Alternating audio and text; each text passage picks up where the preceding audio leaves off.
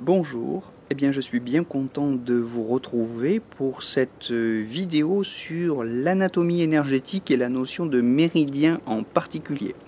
Voilà, c'est la première vidéo d'une série qui se développera tout au long de l'année 2018 et 2019 à l'occasion de la recomposition des cours, des modules de la formation énergie et grâce à la stimulation que produit évidemment sur moi l'honneur que j'ai reçu d'être invité à la faculté de médecine de Nice le 6 novembre prochain pour y tenir une conférence sur l'histoire des méridiens. Donc approfondissons en commençant évidemment par le début, c'est-à-dire la notion de méridien. En chinois, Jing Mai Luo. Jing, Mai et Luo. Trois termes. Le terme le plus général, c'est le terme de Mai qui renvoie à la notion de réseau. Les méridiens fonctionnent comme un réseau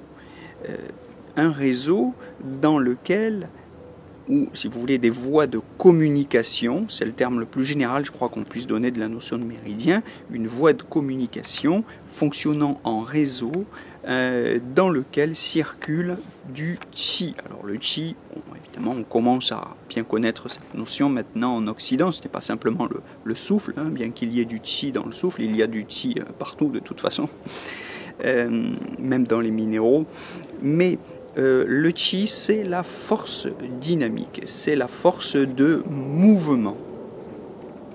Voilà. Dans ces méridiens,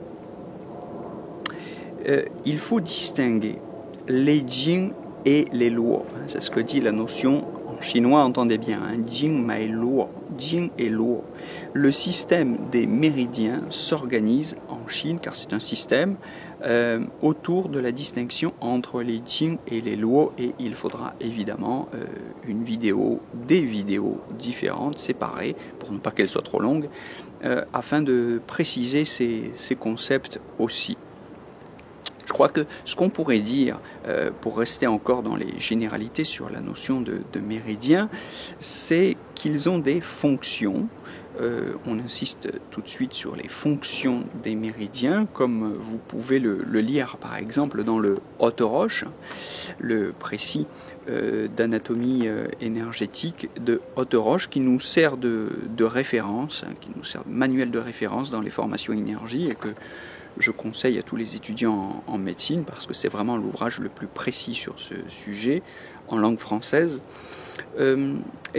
Haute-Roche nous dit que ces méridiens ont trois fonctions. Ils assurent la connexion entre les viscères. Viscères, c'est le terme générique, si vous voulez, pour organes et entrailles, Zangfu en chinois. Ces viscères ne sont pas séparables, isolables les uns des autres, comme on les isole par exemple en médecine scientifique, dans la médecine mécaniste occidentale, puisque vous avez des cardiologues qui s'occupent du cœur, des gastro-entérologues qui s'occupent du système digestif, etc., etc. Donc, chez les Chinois, évidemment, les pathologies ne sont pas si étanches les unes aux autres, les spécialisations n'ont pas de sens à la manière dont nous les pensons, parce que cette notion de méridien introduit dans la pensée chinoise du corps, dans l'anthropologie du corps spécifique à la Chine, l'idée que tout est interdépendant, profondément interdépendant. Et c'est la notion de méridien qui sert à expliquer cette interdépendance. Donc les méridiens assurent la connexion entre les viscères. Ils règlent le fonctionnement de chaque partie, dans la mesure où les viscères ou toutes les parties du corps sont nourries, elles peuvent remplir leurs fonctions.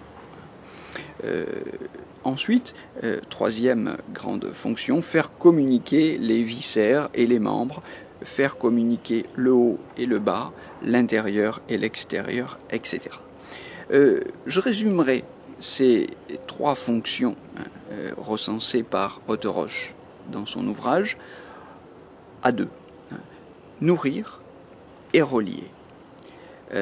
Les méridiens nourrissent et relient. Ils nourrissent grâce au chi qu'ils transportent et ils relient tout le corps qui fonctionne comme un système, comme une unité organique et non pas simplement comme un tas de sable, comme un tas dans lequel les parties seraient, disons, fondamentalement, foncièrement extrinsèques, étrangères, différentes, séparées les unes des autres.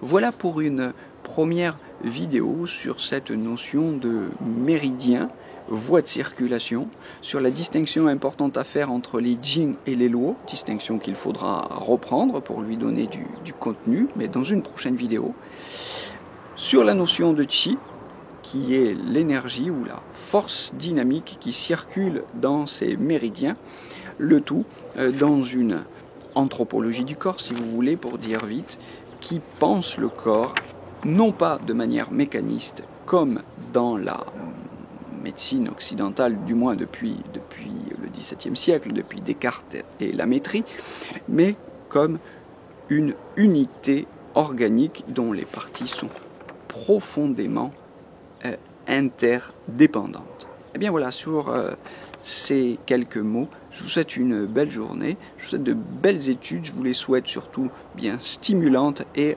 régénérantes, et je vous donne rendez-vous très bientôt pour une nouvelle vidéo sur l'anatomie énergétique avec les formations énergie. À très bientôt.